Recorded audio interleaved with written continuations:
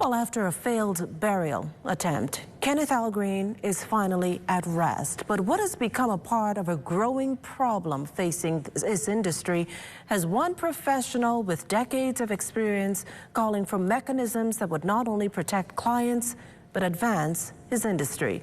Cleopatra Murphy has the story.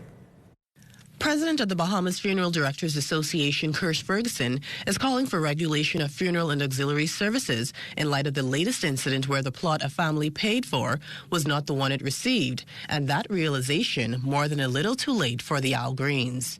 Unfortunately, we have no legislation governing funeral service, and that's what we're now lobbying for, to ensure that these things are put in place, and with consultation with the stakeholders such as the association and the government and auxiliary operators are able to do that to ensure that the public is protected at all costs. In the case of the Algreens, a plot for the deceased Kenneth Algreen was purchased from the 1980s, but when the family arrived for his burial, another plot had been prepared. Ferguson claims cemeteries often abuse record keeping due to large volumes, adding that it could also be greed, disclosing there has been an increase in cases reported by patrons of funeral services and local cemeteries, mainly private ones, in recent years.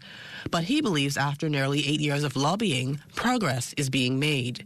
As of recently, we've been approached by the independent body of practitioners who oversee medical facilities and the like, who have been very progressive in ensuring that our legislation is part and parcel of what's going to be reintroduced to the government once again.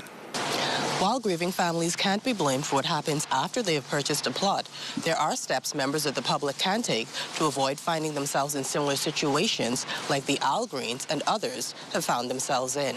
In the first instance, receiving proper documentation from the cemetery provider. Secondly, visiting the gravesite and updating your records as often as possible.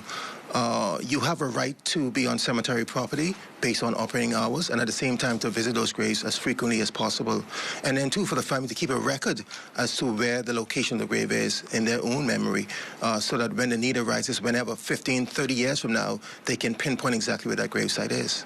Should a member of the public find themselves in a situation where the plot they paid for is not the one they are assigned, Ferguson shares this advice. Demand your rights and seek legal counsel to have it remedied properly and fully.